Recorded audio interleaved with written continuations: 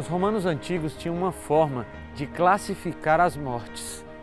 Eles classificavam da seguinte forma: a quarta maneira mais cruel de se morrer era quando uma pessoa era decapitada. Em terceiro lugar estava a morte, quando uma pessoa era jogada para ser comido por animais selvagens. Em segundo lugar estava o que eles chamavam de cremátio.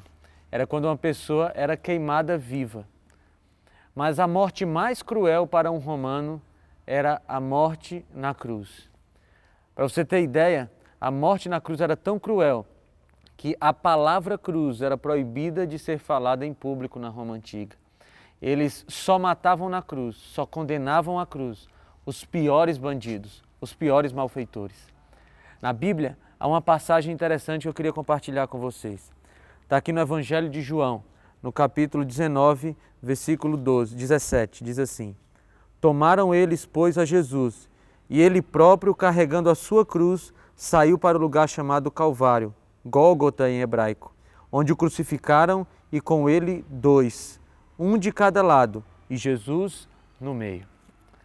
Você percebeu o que estava escrito aqui? Jesus morreu a pior morte do Império Romano. A morte de cruz não era cruel somente por aquele momento onde a pessoa estava pregada na cruz. A morte na cruz era cruel também porque existia toda uma tortura prévia. A pessoa recebia 40 chibatadas com um chicote especial. O chicote geralmente tinha 4 pontas. Na ponta desse chicote tinham esferas e nas esferas pequenas pontas que, quando atingiam a pele do condenado, rasgavam a pele. Depois, o condenado teria que carregar a sua própria cruz até o local da crucificação. E então, quando chegava lá, ele tinha suas mãos e seus pés pregados com grandes pregos.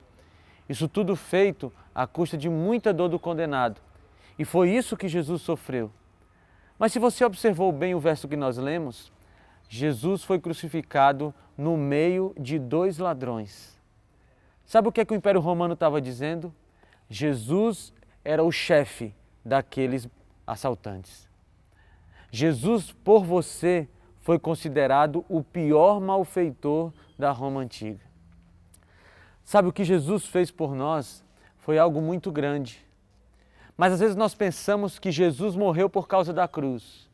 Jesus não morreu por causa da cruz. Jesus não morreu por causa dos açoites. Jesus não morreu por causa da coroa de espinho ou dos pregos. Não foi nada disso que matou Jesus. Acompanhe outro versículo comigo na Bíblia, o mesmo capítulo, no versículo 34, João 19, 34. Mas um dos soldados lhe abriu o lado com uma lança e logo saiu sangue e água. Sabe, a medicina explica esse fenômeno que aconteceu com Jesus. Quando alguém tem sangue e água misturados no seu corpo, indica que ele teve um rompimento no coração. Jesus morreu porque o seu coração se rompeu. O que estava sobre Jesus? Isaías diz que os nossos pecados estavam sobre Jesus. Os seus pecados estavam sobre Jesus. E a angústia que Jesus sofreu foi tão grande que o seu coração não suportou. Acontece que, muito mais que os pecados, o que rompeu o coração de Jesus foi o amor que ele sente e que ele sentiu por você.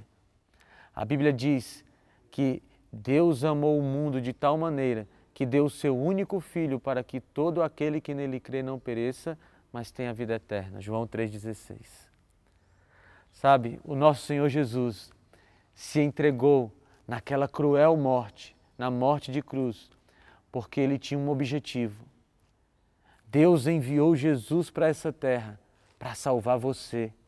E escuta uma coisa, se só você fosse pecador nessa terra, Jesus teria morrido apenas por você.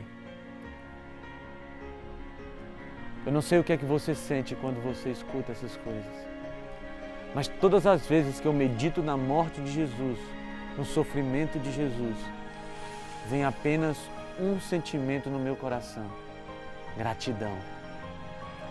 E eu tenho vontade de agradecer a Deus, agradecer a Jesus, porque eu estava condenado à morte e Ele me salvou.